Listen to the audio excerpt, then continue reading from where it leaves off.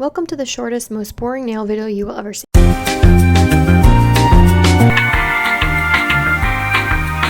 everyone, welcome back to my channel. We're doing a voiceover today simply because of the nature of the video. I thought it would be too hard to try and explain what I was doing over subtitles. The first step is to prep your nails and cuticles, and I start with the Sally Hansen Cuticle Remover, which is one of my nail staples. It's not expensive at all and it works amazing. I go in with that around my nail buds and let it sit for 15 seconds, then gently push my cuticles back with a cuticle scraper. You just want to be careful that your cuticle pusher is more horizontal than vertical, otherwise you can damage the surface of your nails and we don't want that.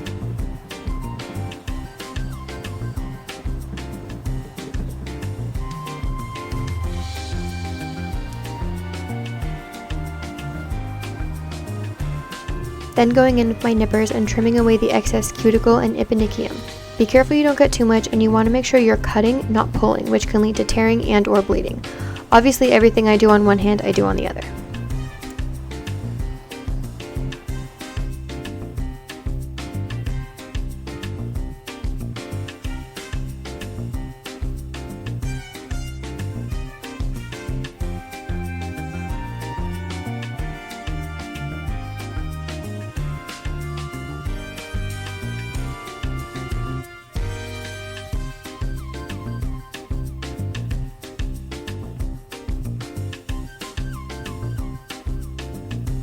Then I'm going in with the OPI Nail Bonder, which is such an amazing product. It's literally like a hair bonder, but for your nails. Definitely a little pricey, but worth it in my opinion.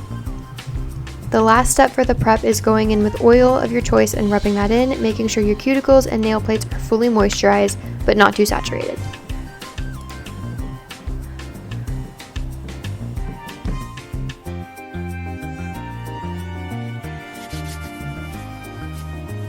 This next part is definitely the most time consuming, but you want to make sure to wait at least 3 hours before continuing on to the gel nail application so that all the moisturizers have a chance to fully absorb. Otherwise, you run the risk of trapping moisture between the gel and your nail, which can either lead to an infection and or an allergic reaction. For the gel prep, I'm first going in with a nail dehydrator. This one comes with an etch as well, so it's a good pack. It's from Amazon and everything will be listed in the description box below.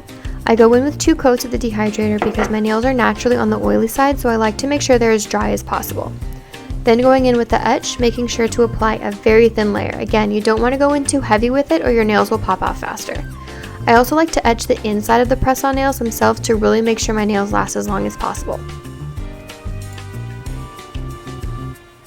The next step is to apply a thin layer of gel to your nails and fully cure it. This step I found has made such a difference in getting my nails to last longer than a week.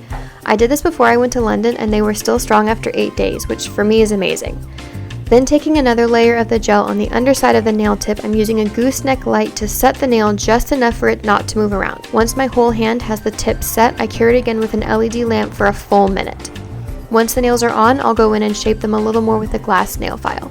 I prefer using glass nail files on my natural nails, but honestly for the gel extensions you could use a regular nail file and be just fine.